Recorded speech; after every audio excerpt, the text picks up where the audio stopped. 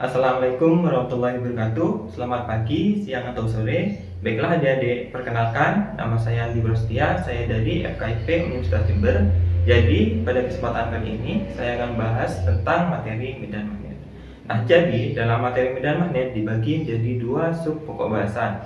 Yang pertama yaitu induksi magnetik dan yang kedua yaitu gaya Lorentz dan flux magnet. Nah, seperti apa materinya? Mari kita simak sama-sama. Baiklah, untuk materi pertama kita akan bahas tentang induksi magnet. Jadi, seperti yang kita ketahui, magnet memiliki dua buah kutub. Yang pertama yaitu kutub utara dilambangkan dengan N atau North, dan yang kedua yaitu kutub selatan dilambangkan dengan S atau South.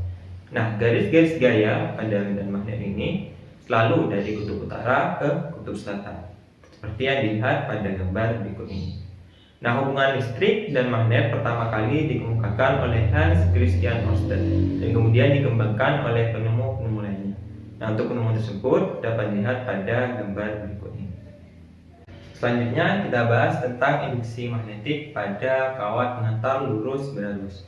Arus pada suatu kawat pengantar lurus akan menimbulkan medan magnet di sekitarnya yang berbentuk mengikat. Seperti dilihat pada gambar, I menunjukkan arus dan B menunjukkan medan magnet. Nah, untuk menentukan arah dari arus dan medan magnet ini dapat kita tentukan dengan kaidah tangan kanan seperti berikut. Ibu jari menunjukkan ke atas dan keempat jari lainnya melingkar. Nah, arah dari ibu jari ini merupakan penunjuk dari arah arus dan keempat jari lainnya merupakan penunjuk dari arah medan magnet. Nah, sedangkan pada kawat pengantar melingkar berarus kebalikan dari sebelumnya. Apabila arus mengalir pada suatu kawat pengantar melingkar, maka medan magnet akan tegak lurus. Jadi, ibu jari menunjukkan arah dari medan magnet dan keempat jari lainnya menunjukkan arah dari arus. Nah, untuk memudahkan penggambaran dari suatu medan magnet yang melingkar pada suatu bidang datar, maka kita dapat mensimbolkannya dengan suatu tanda. Tanda yang pertama yaitu kita dapat simbolkan dengan tanda titik. Nah, tanda titik ini menunjukkan bahwa suatu medan magnet keluar dari bidang. Dan yang kedua yaitu tanda silang atau X sebagai penanda bahwa medan magnet masuk ke dalam bidang. Medan magnet pada suatu kawat penghantar lurus berarus dapat dirumuskan sebagai B sama dengan U0I per 2πr. Nah, rumusan ini merupakan turunan dari rumusan Biot-Savart. Nah, B merupakan medan magnet dengan satuan Tesla. U0 merupakan permeabilitas ruang hampa yang besarnya 4pi dikali 10 pangkat 7 Weber per ampere meter. I merupakan kuat arus dan kemudian R merupakan jarak titik ke kawat dalam satuan meter. Nah, sedangkan medan magnet pada suatu kawat penghantar melingkar berarus dapat dirumuskan sebagai B sama dengan U0I per 2R, di mana R merupakan jari-jari lingkaran dalam satuan meter.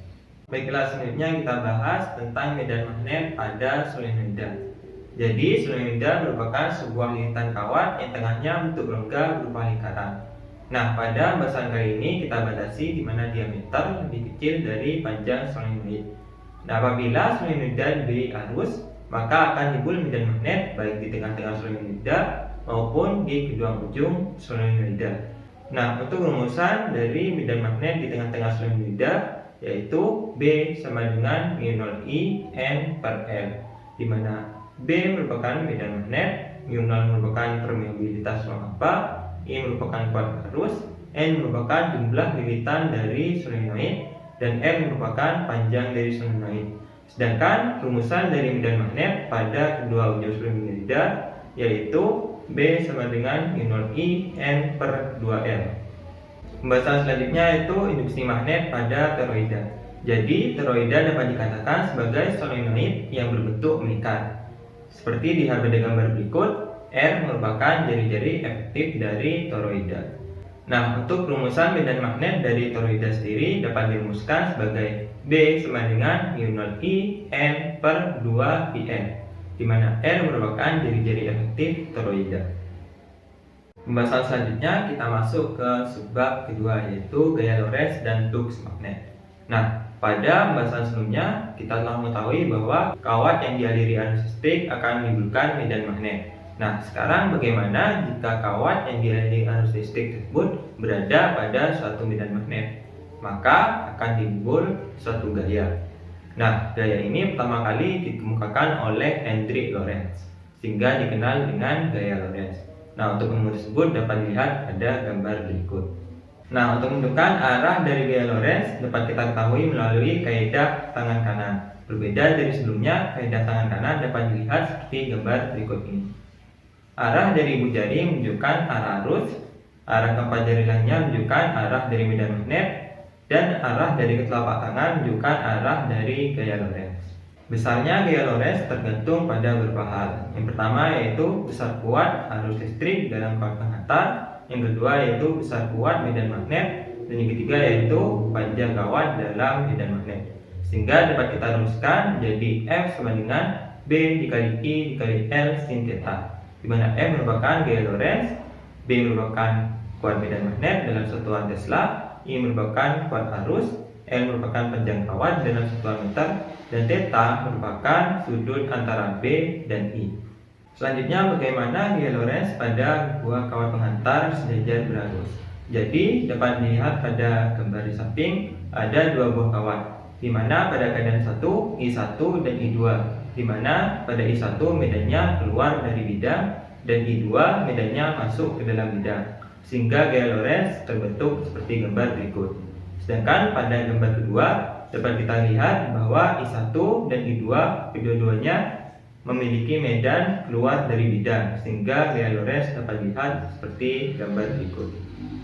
Nah, untuk rumusannya sendiri dapat kita rumuskan jadi F sama dengan I1 I2 dikali mu 0 dikali R per 2 PR, di mana R merupakan jarak antara kedua kawat. Selanjutnya yaitu gaya Lorentz pada muatan bergerak.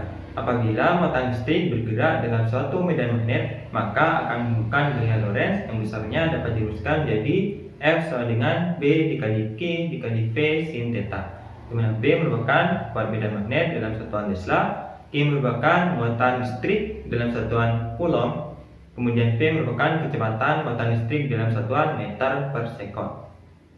Jika arah P sejajar dengan arah induksi magnet B, maka gaya Lorentz pada partikel bermuatan adalah 0, sehingga partikel bergerak lurus. Tetapi jika arah P tidak lurus terhadap induksi magnet B, maka gaya Lorentz pada partikel bermuatan adalah FL sama dengan P dikali Q dikali V, dan mengikuti lintasan lingkaran berjari-jari F. Jadi besar gaya Lorentz FL sama dengan besarnya gaya sentripetal, sehingga kita mendapatkan rumusan yaitu FL sama dengan Fs, di mana B dikali Q dikali V sama dengan besarnya gaya sentripetal, yaitu MP kuadrat per R, sehingga dapat kita substitusikan jadi R sama dengan MP dikali B dikali Q. Nah, untuk materi terakhir kita akan bahas tentang flux magnet. Jadi, flux magnet merupakan ukuran atau jumlah medan magnet yang melewati suatu luasan penampang tertentu, misalnya suatu hamparan. Nah, hal ini sering juga disebut dengan kerapatan medan magnet. Nah, satuan dari flux magnet sendiri dalam satuan SI yaitu Weber. Nah, untuk rumusan dari flux magnet yaitu flux sama dengan B dikali A dikali cos theta, di mana B merupakan medan magnet dalam satuan Tesla, A merupakan luas penampang dalam satuan meter persegi, dan theta merupakan sudut antara B dengan garis normal bidang. Baiklah, untuk selanjutnya kita akan memberikan contoh soal. Untuk lebih jelasnya, kita akan berikan melalui suatu penjelasan papan.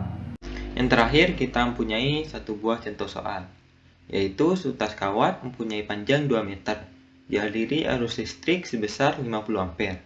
Jika kawat tersebut mengalami gaya magnet sebesar 1,5 Newton dalam medan magnet yang serba sama dengan B sama dengan 0,03 Tesla, maka tentukan sudut antara B dan I.